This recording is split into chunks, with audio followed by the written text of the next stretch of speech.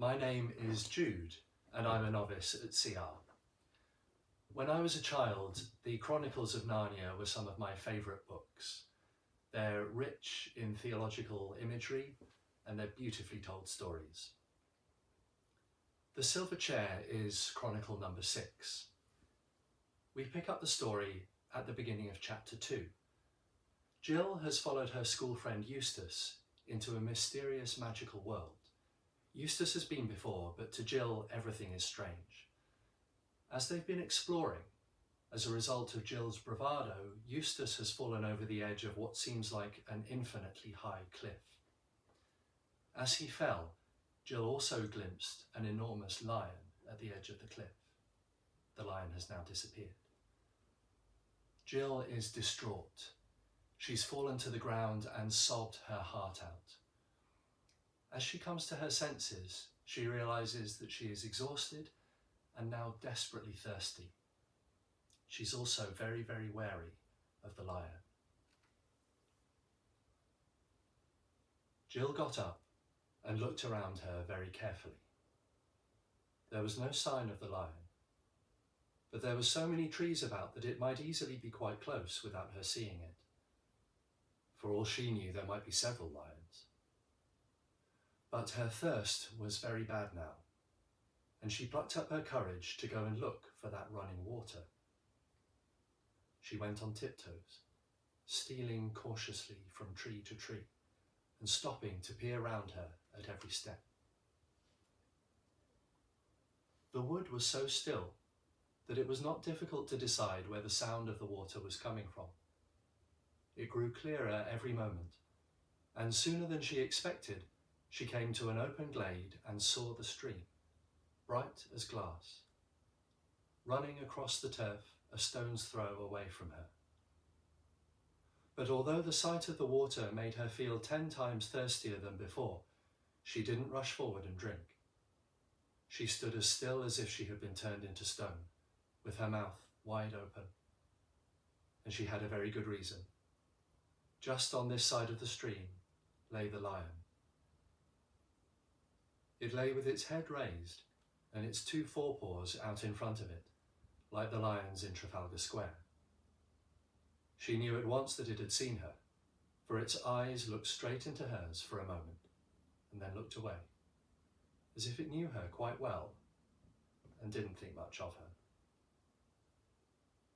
If I run away, it'll be after me in a moment, thought Jill, and if I go on, I shall run straight into its mouth. Anyway, she couldn't have moved if she tried, and she couldn't take her eyes off it. How long this lasted, she couldn't tell. It seemed like hours.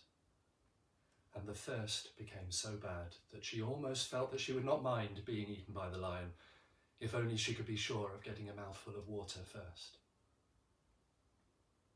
If you are thirsty, you may drink. These were the first words she had heard since Scrub had spoken to her on the edge of the cliff. For a second, she stared here and there, wondering who had spoken.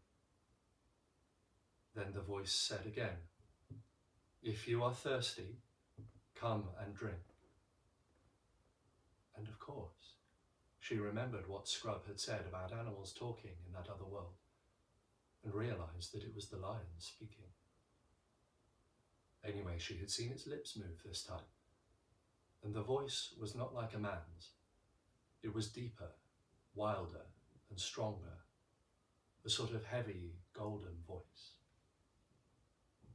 It did not make her any less frightened than before, but it made her frightened in rather a different way.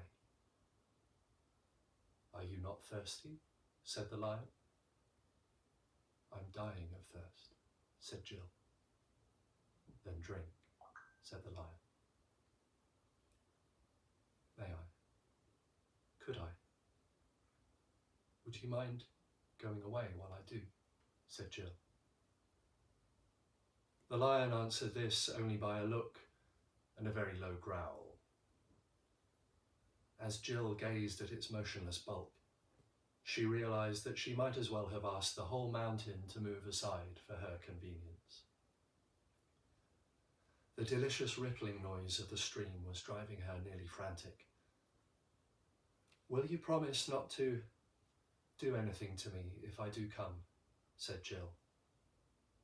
"I make no promise," said the lion. Jill was so thirsty now that without realizing it, she had come a step nearer. "Do you eat girls?" she said. "I have swallowed up girls and boys, women and men, kings and emperors, cities and realms," said the lion. It didn't say this as if it were boasting, nor as if it were sorry, nor as if it were angry. It just said it. "I daren't come and drink," said Jill. "Then you will die of thirst," said the lion.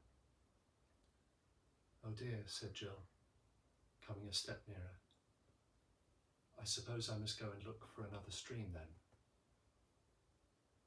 "There is no other stream," said the lion.